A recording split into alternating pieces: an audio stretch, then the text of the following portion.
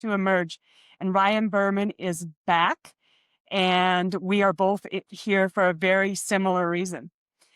We both just created a book, and we've launched it into the world. And his is Headamentals, and mine is Emerge. From the outside, it can look shiny. It's a new book, it's a new cover, it's a new launch. But behind the scenes, this month and your soul work of edits and late nights and choosing to keep going when, frankly, it'd be a lot easier to stay quiet. For me, this is an FFT, an effing first time, an experience not only writing a book, but learning how to talk about it, share it, and promote it. I had no idea what went into promoting your own story and your own brand.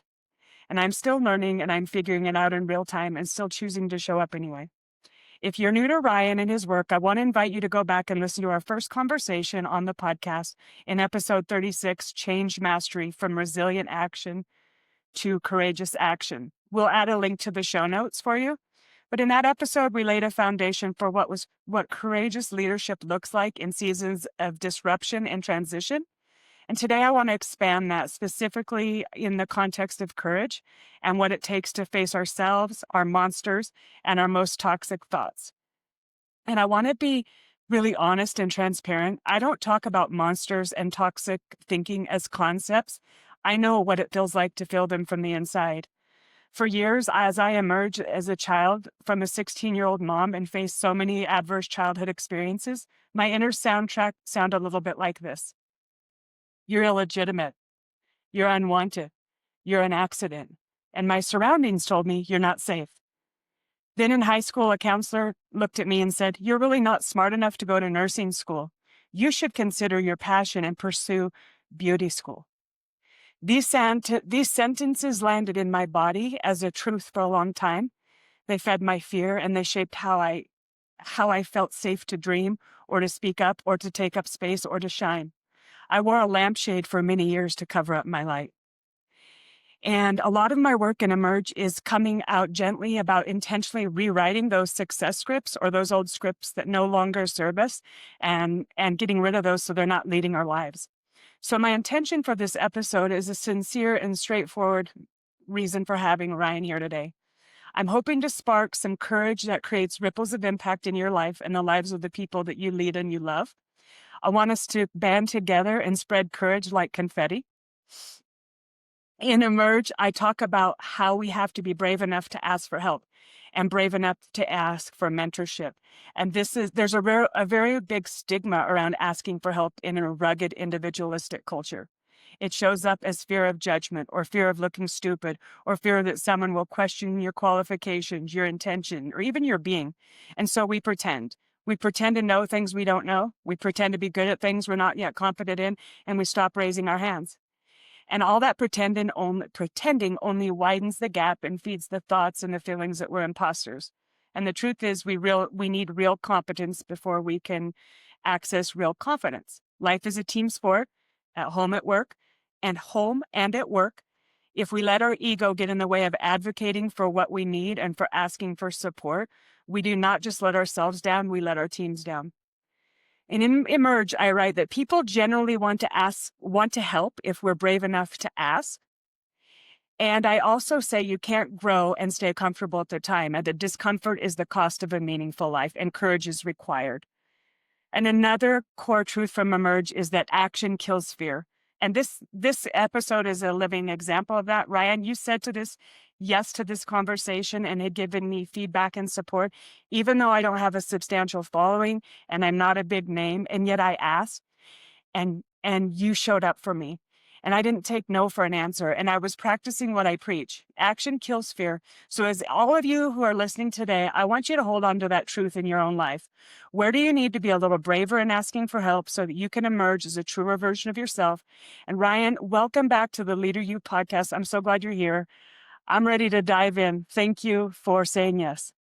Oh, I love that open. And thank you for sharing what you shared, which is, sometimes I'm sure there's like that moment where like, well, I wrote it out. I got to say it. I'm going to say it.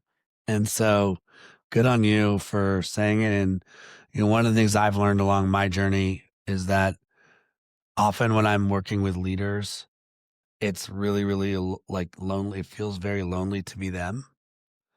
And then it dawns on you that yes, it can feel lonely to be you, but you're not alone. Like we are all dealing with this. And in some ways, my job is to normalize these unspoken things that we say to ourselves. A book about self-talk. It's like, what does that have to do with leadership? And you're like, well, actually, like the Everything. biggest the biggest obstacle you face, that we all face, is something happening behind your face. It's between your ears. It's the stuff you're actually saying to yourself. And Angie, let's be real. Like your last name is Lion. This is courage.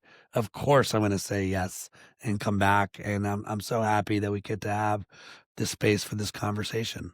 Me too. Thank you for putting what you're putting out into the world and for making this a known thing that we all struggle with our inner critic and our toxic thoughts. And you have different names for them in Headamentals. And I really want to get into what made you decide to write Headamentals, and what were some of your self-limiting beliefs that really showed up for you, and you had to be honest and look in the mirror and be courageous in looking at yourself? So the book writing process for me on Headamentals started 7 years ago. And it was not my story. I was actually at the tail end of, by the way, bravo on your first book. You did it. Congrats. I was on the tail end of Return on Courage, and I was um, nearing the very end of the podcast circuit, we'll call it, where you're getting a chance to go share. And I was on Rhett Power's show, Rhett Power Live, and it was like the easiest hour of content, maybe because it was like the 50th time I had talked about the topic, but just Rhett is disarming, and we hit it off. And when we stopped recording on that day, we kept talking, and we probably talked for another hour afterwards. It just kind of worked out with both of our schedules, and we agreed to keep in touch. And I'd say about 100 days later, we were catching up. And this was like Rhett who took the lead on this story of self-talk. And I think at the time that I got my hands on it, he had like 6,000, 8,000 words. I think he had called it the battle of self-talk.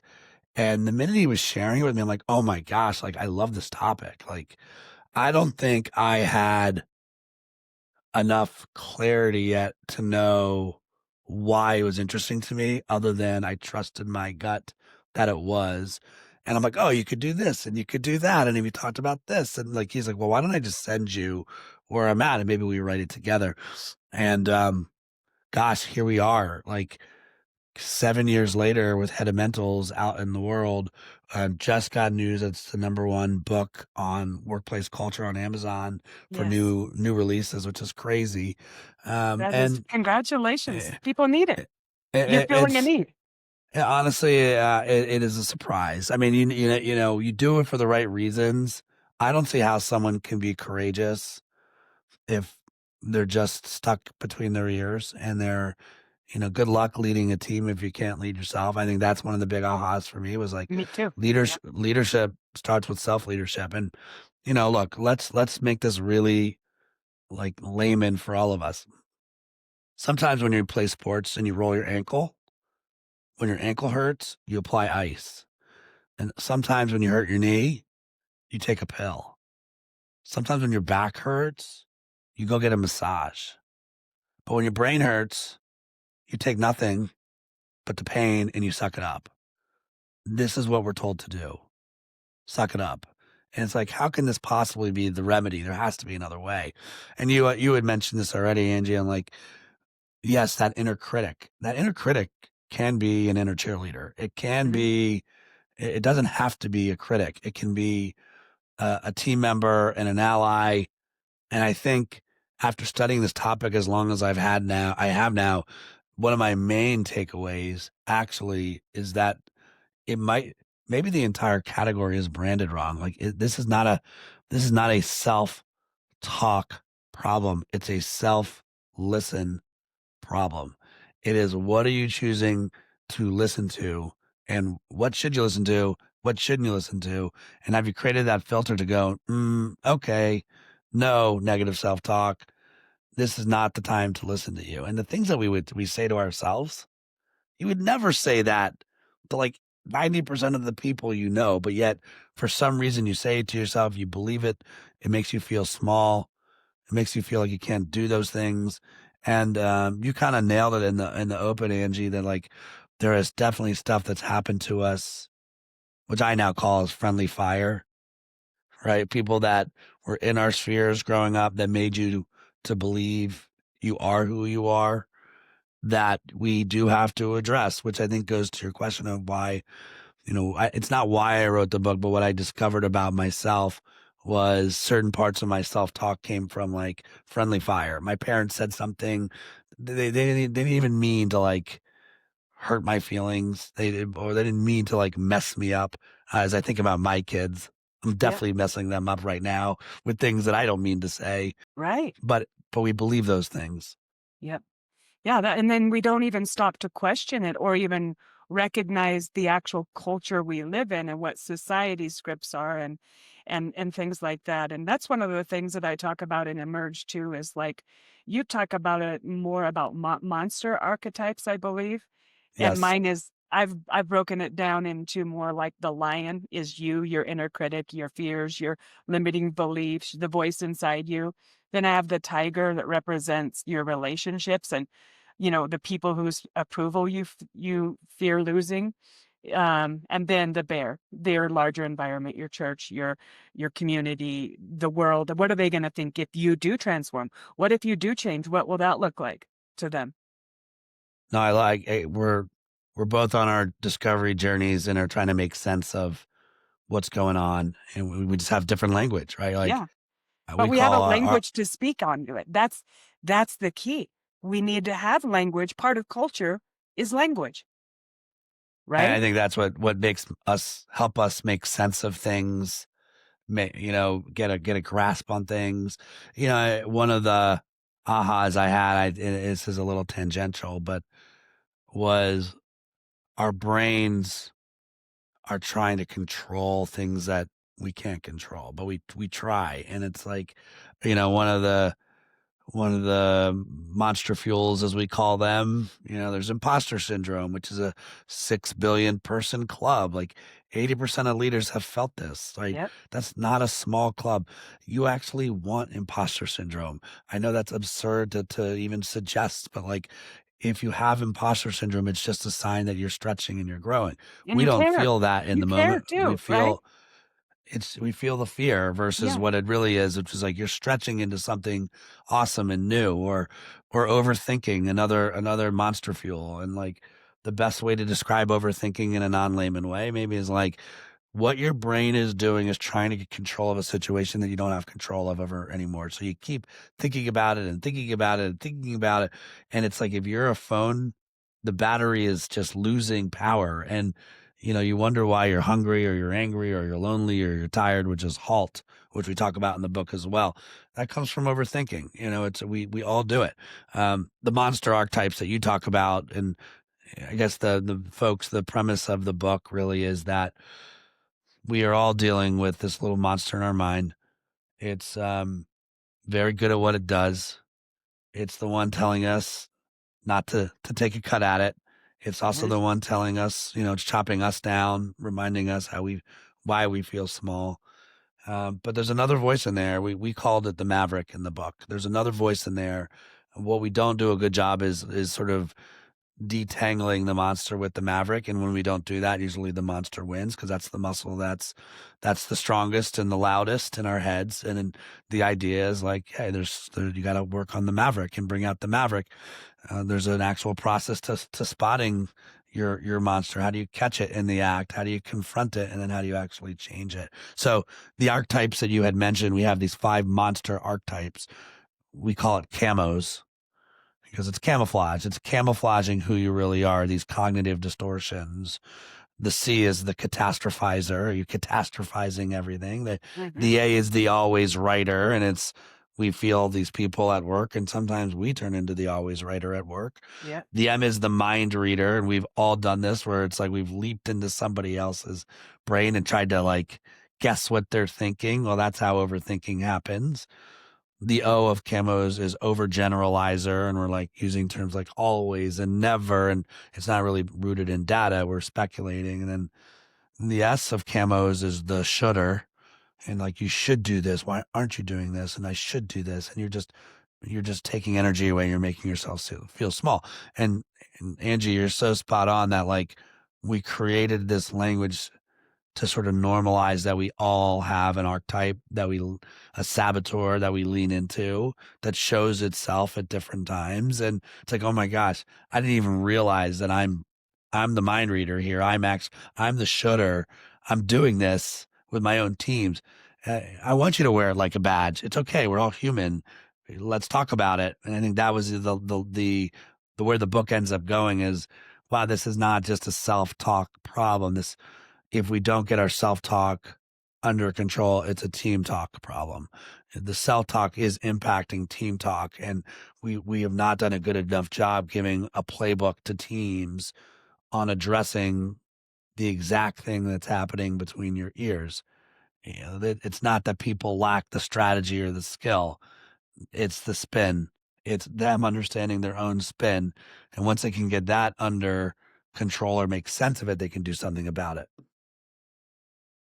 I love that. I think that, the threats often are, we might perceive them as real, and sometimes they are, but sometimes they're just perceived, right? And our minds go in all of these places, and creating awareness is the first key, because if we become aware not only in ourselves but in others what is going on, and having a language, we build skills to actually navigate all of these scary, fearful things that really keep us alone or feeling alone, in our head and in our mind. And so I love that we're shedding light on it, because, it's important. I use the language of soul and ego. So it's the same kinds of things, but it is what it is. It's protective when armoring up, or it's leaning in and realizing that this is normal. I'm a normal human being, and there's tools, and we need to use the tools that are in our toolbox. And I think your book is going to be an amazing tool.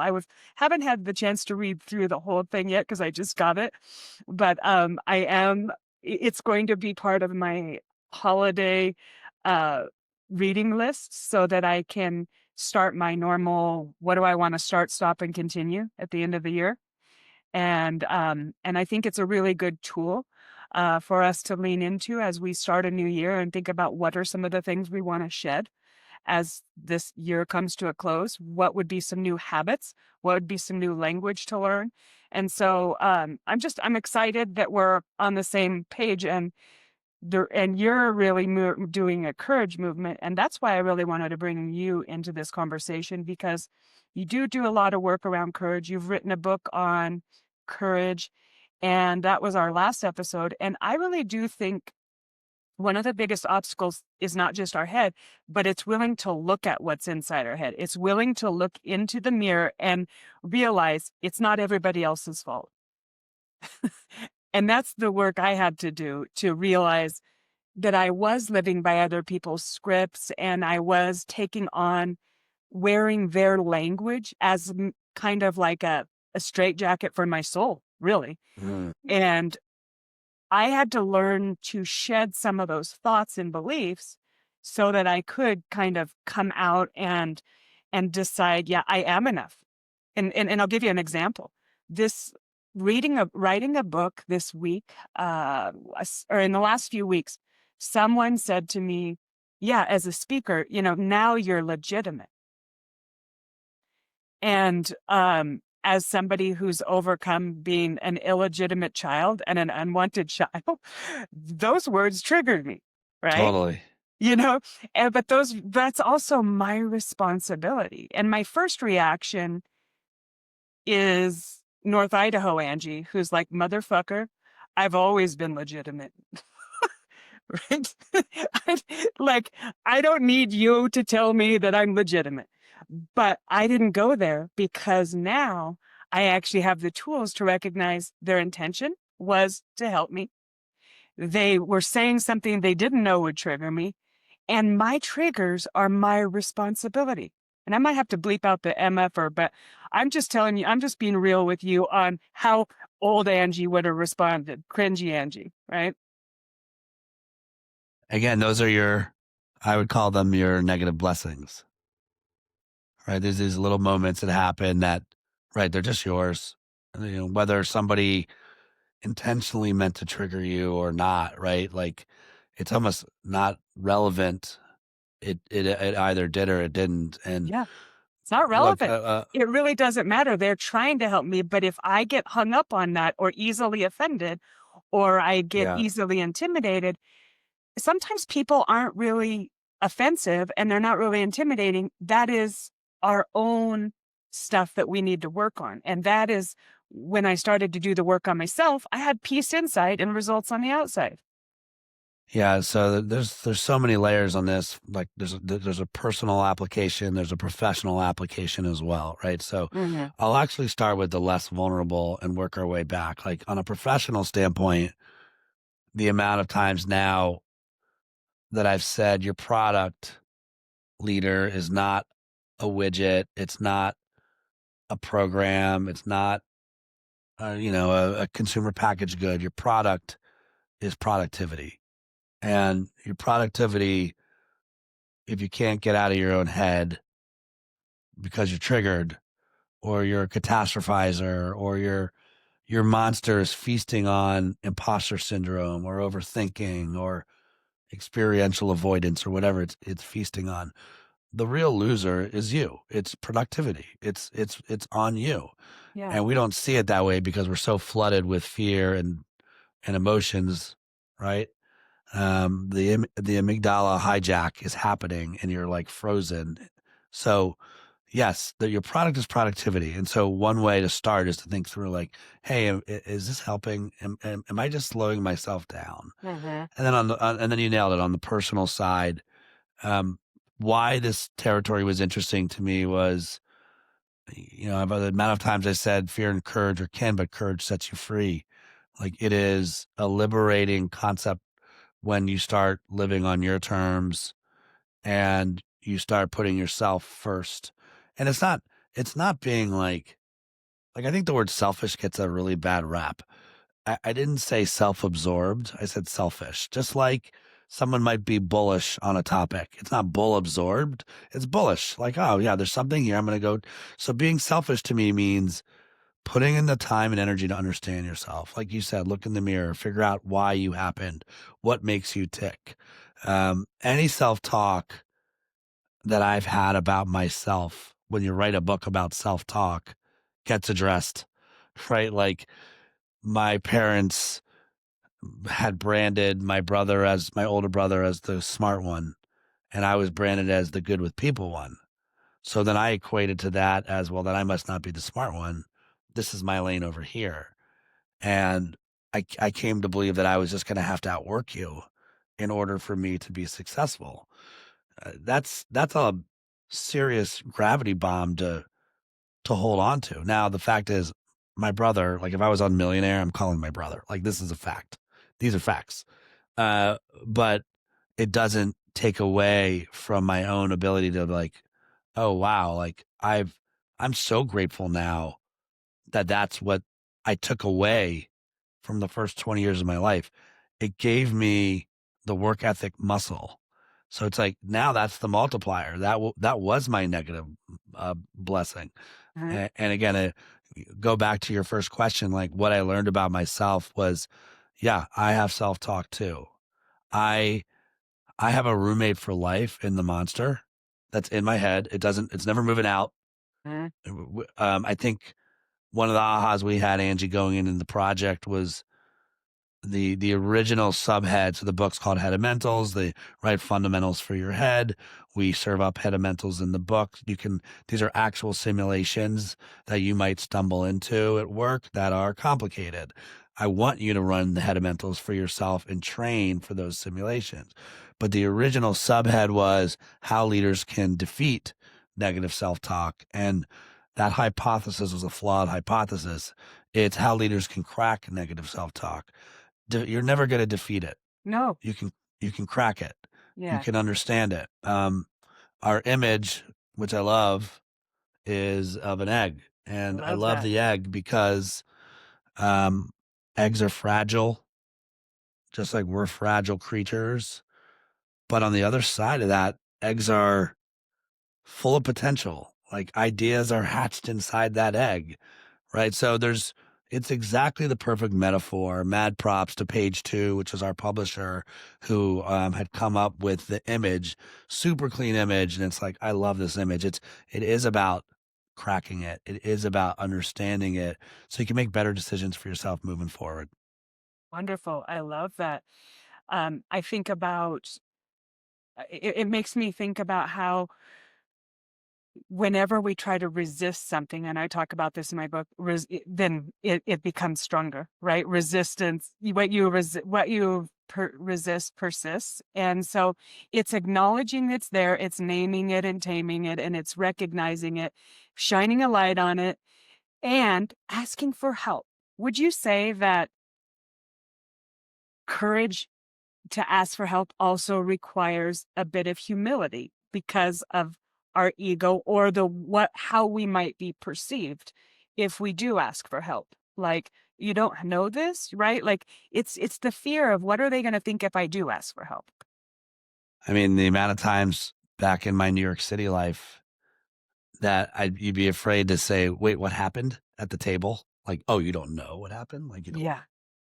like a spotlight shine on you. And yes, I think the entire extent of the exercise of life is to try to find your tribe that the who can you ask for help.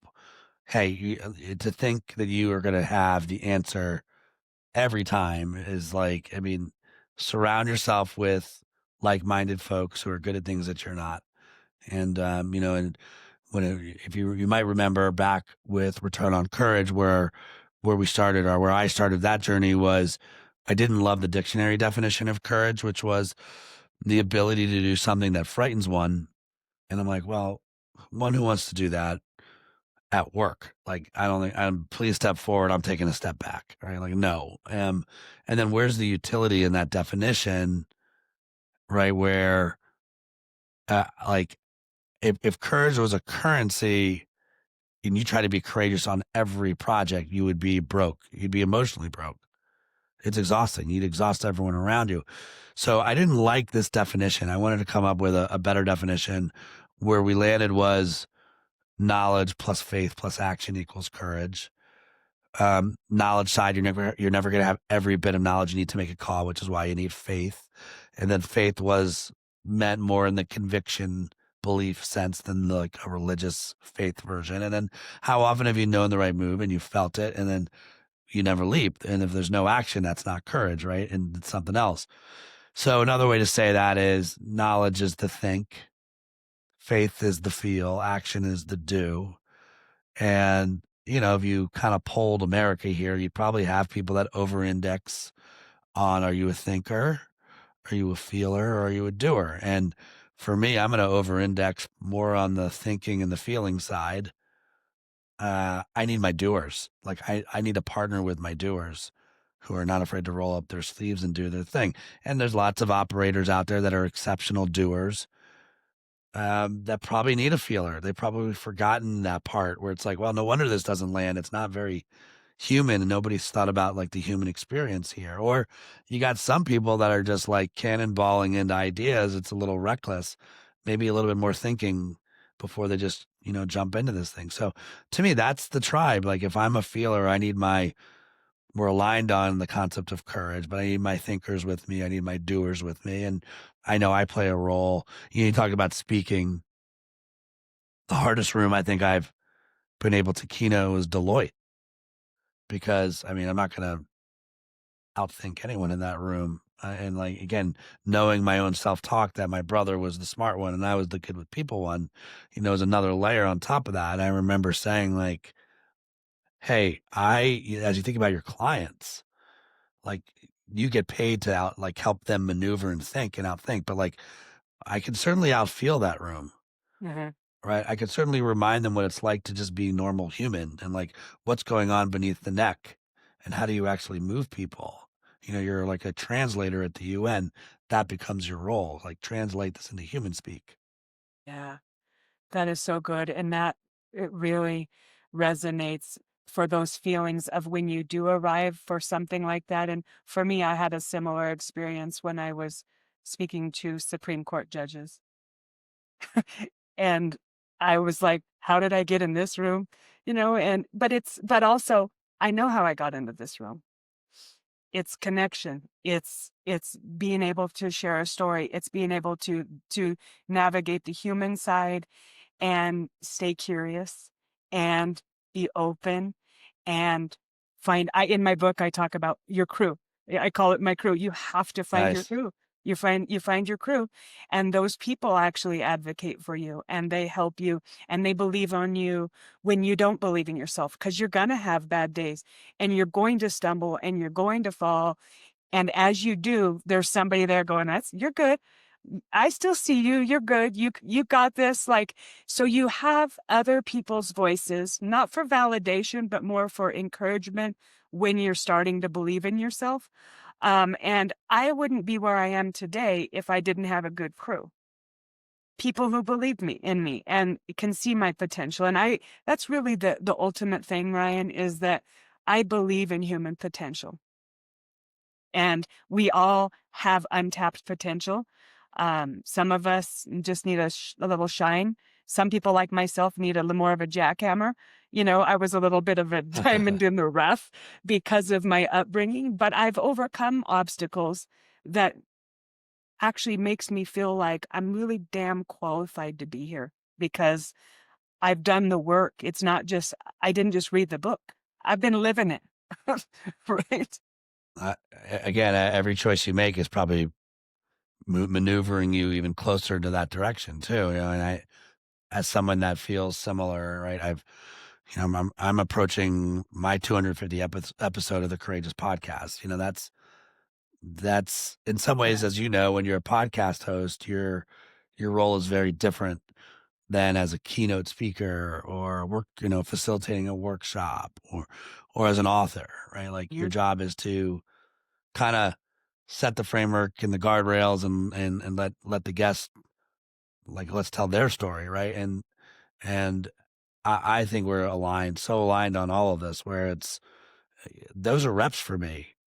Those are Right. that's repetition. That's my training ground. I'm learning. That's 250 hours of learning from people that are brave and bullish and brainiacs on reminding me on how to be more brave and how to be more courageous. And I think the big insight takeaway is if I polled every guest, I don't think they'd say they're courageous. I just think they're trying to keep it real, right? They're just trying to keep it their version of an authentic life. And it's like, oh, that's so interesting to me. They don't even see they're being courageous, but they have clarity on who they are. They know who they are. They put in the work and then they run at that thing. Yeah. Real quick, I want to show you the cover of my book and why I did it too, because I think it's super pretty as well. So it's got a river in the background, which is basically the flow of life and not getting stagnant and constantly moving and keeping going. And then you have life, how it is more like where you need to shed old parts of yourself to transform. And then that requires quiet reflection. So there's always moving, but then there's the quiet reflection that transformation requires. And so I just love where we kind of are on this in our lives as we're parallel in the work that we do. And I'm just grateful that you're willing to share. And do you have any other words of advice for our listeners today? Like, as far as if someone's going through a major transition or their monster is yelling at them, or, what's one small action step they can take to spread courage like confetti in their world? Yeah. So maybe a good place to close up our combo. There's two immediate thoughts that came to mind, and one of them was only sparked because you just said my favorite word and don't even realize it. And you would think that a guy that has a company called Courageous would have courage as his favorite word. My favorite word's actually willing. And I love the concept of being willing. And I love the double entendre of willing. Are you willing to hear someone else's perspective? Are you willing to hear from somebody else? Are you willing to believe a different version of the truth? But then are you willing to go for it, right? Are you willing to like take that leap? Once you make that choice, will you will it through, right? Do you have the grit to see it through, the metal to see it through? There's going to be bumps along the way. And so, first and foremost, if you've made it this far into the episode, we're 35 minutes in. Obviously, that's a data point that there's something interesting about this conversation. Like, go examine that in you, go explore that in you. Like, you could have stopped listening at the 10-minute mark. You could have gone on a walk and said this wasn't for you, but here you are still listening. So I would trust that that means something. That's a data point. Is there something that you're not leaping on that you need to be more willing about and just take the first step? And I think that along with the concept of Headamentals, like, look, there's no doubt that it's a wild time right now. I would describe external factors as a worry war. We've been in worry wars before. This one is worry war 2. I mean, it's coming at us from all directions. Mhm. Um, but everybody's dealing with this worry war. You got one life to navigate here, including the worry war. So what can you do? Like, how do you actually navigate the monster in your mind when it's freaking out and calling out every little thing that's happening in your head? Could be stop watching the news, to um, be really intentional who you spend your time with. But also, the second component is that little monster.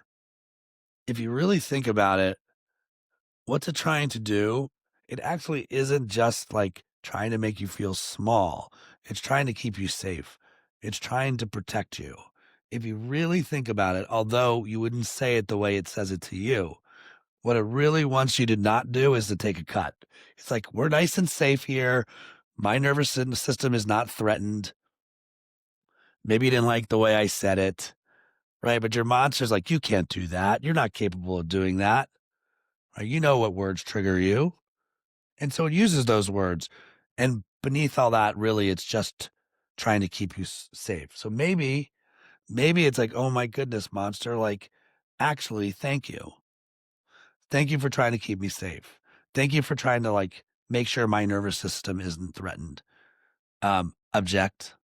The maverick comes in and says, but no, object. We're going to do it anyway. I appreciate what you're trying to do for me. You're actually just trying to keep me out of threatened arenas. And you've chosen to use that language or this move or that tactic. Object. And then bring in the willing and like let's get going and let's get started. So I think understand that you got to catch your monster, you got to confront your monster, and then you got a chance to change your monster. And it's easy to talk about and hard to do. Oh yeah. Easy. Simple's not easy, right? That's Facts. really good. Yeah. So I love those final words and the tips for the listeners. As I was putting out my first book, I was going through a lot of mental monsters of being vulnerable and sharing Yeah. story.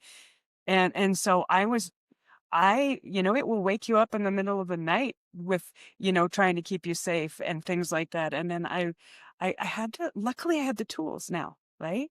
And the understanding and the language to know that this is actually what was going on in my brain and it was hijacked. And that wasn't, and I would ask myself, WTF, like, what's the function?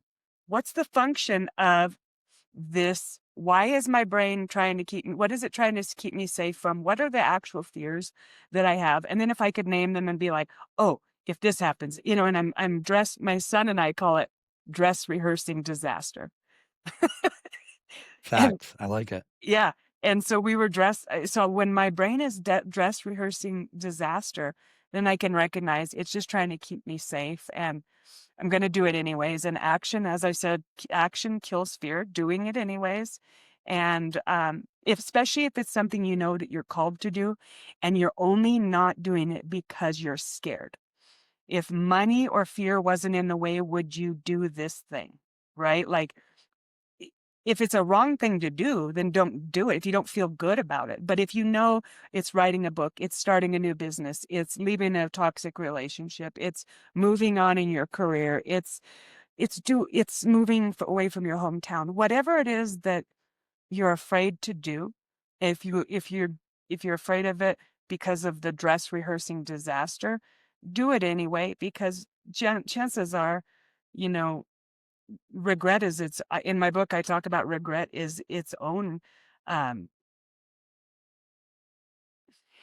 it's a powerful tool about, um, understanding what is really important for you and what you will value, right? Yeah, the amount of times I love the line, "Courage is regret insurance," Mhm. right? Like, I love go that for too. it. Take a cut, see where Yeah, it takes you. Which your absolutely. congratulations on the first book. I can't wait to see your second book. No, no pressure, no pressure. I think But I'll start with a you're workbook. I think I'll start with a workbook if that's okay with you. okay, fair enough. And I appreciate you having me on, Angie. And it's great to see you again. You too. Thank you for putting the light into the world and for just saying yes and being somebody that I look up to.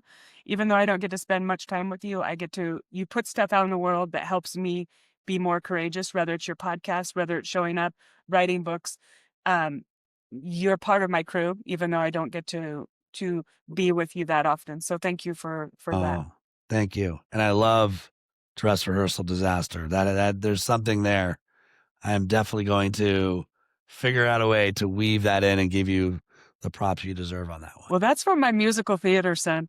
He calls it dress rehearsing disaster. And I was like, oh, yes, that's exactly what my brain's been doing. Thank you so Thanks, much. Angie.